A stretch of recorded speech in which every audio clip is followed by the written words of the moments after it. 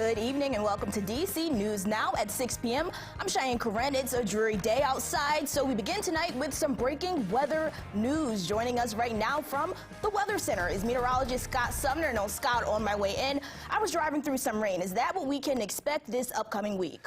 Well, I tell you what, we can start off the week that way. We could even end the week that way as well, Cheyenne. But the good news here is the fact that the flood watch, which was issued earlier today around that noon hour for one county in particular, Spotsylvania County, way down here around the Dale City, west of Dale City region, that has been dropped as of 15 minutes ago. So we do not have any watches or warnings or any ongoing flooding happening here. But I do want to show you some rainfall totals the last 6 hours or so.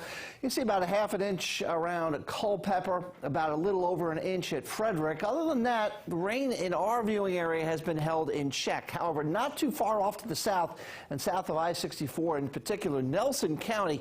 Granted, it's out of our viewing area, but they're still dealing with flooding there, as you note by the map, over 2.5 inches of rain has fallen in that general area. So, is that to say that showers are done with? No, we could have more overnight tonight, but the heaviest of the rain looks like it's done with. Morning fog and some afternoon thunderstorms start our week, but we'll dry out and bring in some sunshine by the middle of the week. We'll talk about it and show it to you with the 7-day forecast coming up. Cheyenne? All right, thanks so much, Scott. We're definitely keeping our eye on that weather, especially that flooding. But for our top story tonight, we have an update on a story that we first brought you last week about a Catholic school in D.C. that was vandalized. According to police, the suspect destroyed parts of the property and even beheaded a statue. Now, there is a suspect in custody, but as of today, police in the school are still looking for the head of the statue of their patron saint. DC News Now, Katie Ree has been following this story for us. Now, Katie, what's the latest? St. Anthony's Catholic School is calling this vandalism a hate crime. But with a week left until the first day, the school's 100th first day of school, the head of the St. Anthony statue is still missing. This all started back on August 10th. That's when 32-year-old Demetrius Hansford first destroyed and then took property from St. Anthony's. That was all before returning back to the school 5 days later. That's when the school says Hansford ripped up park benches, broke a concrete windowsill, and beheaded the statue of St. Anthony. Hansford is now in custody, but the school is still cleaning up the damage. Now, community members have donated money as well as other resources like mulch and their time to help with repairs around the school grounds. As you can see here, these are law students from the Catholic University of America helping to move wood chips onto the playground that was damaged. Now, again, St. Anthony's School has called this destruction a hate crime, but the Metropolitan Police Department has not yet classified the incident as such. They say that designation could happen at any point, and the Special Liaison Branch is helping with the investigation. For now, reporting in the studio, Katie Ree, DC News Now.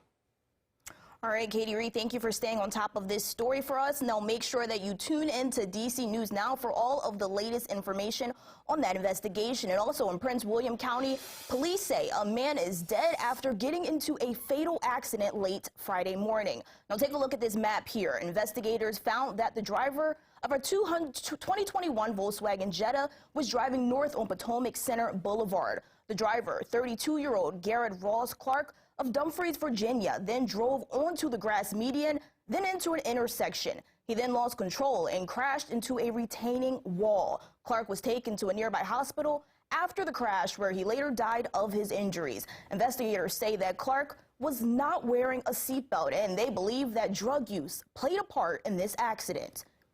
And the D.C. Metropolitan Police are looking for the person right there on your screen. Now, he is wanted for first-degree burglary after police say he broke into an occupied home in Northwest D.C. on Friday night. If you know this person or where they are, please make sure you contact the Metro Police. And the Prince George's County Police Department needs your help finding the suspect or suspects in a fatal shooting. It happened shortly before 8 this morning. Police responded to reports of a shooting at Maryland Park Drive and Athena Street. A woman was found shot inside her home, and she was later pronounced dead at the hospital. Detectives say they are still trying to find clues to find possible suspects and motives. If you know anything, please contact the Prince George's County Police. And the Biden administration announced it's stepping up its response to the spread of monkeypox. Case numbers continue to grow faster than initially expected. The White House finds itself playing catch-up. Washington correspondent Anna Warnicki is in Capitol Hill with more. Good evening. The new plan includes a rollout of nearly 2 million doses of the vaccine, and the White House says they will prioritize the shipments to areas that need it the most. The White House monkeypox response team says an extra 1.8 million doses of the monkeypox vaccine will be ready to ship to states on Monday. What's most important to us is to be able to get as many doses out as quickly as possible to those that need it. The announcement comes as monkeypox cases continue to rise. The latest data from the CDC says more than 13,500 cases of the virus have been reported in the U.S. since May, and more than 39,000 cases confirmed worldwide. It's important that we all take monkeypox seriously. Last week, health officials announced new guidelines for providers to give people 1/5 of the usual dose by injecting the vaccine just under the skin. White House Deputy Monkeypox Coordinator Dmitry Daskalakis says the strategy will help stretch the nation's limited supply of vaccines. It's safe, it's equally effective, and also allows us to extend vaccine so that we can maximize protection in the community. And White House Monkeypox Response Coordinator Bob Fenton says shipments of the vaccine will be prioritized to communities that need it the most. That will provide up to 50,000 doses from the national stockpile to be made available for Pride and other events that will have high attendance of gay and bisexual men. The CDC says this is a 2-dose vaccine, and they're reminding people that the highest protection is 2 weeks after the second dose. For now, in Washington, I'm Anna Warnicki. Back to you.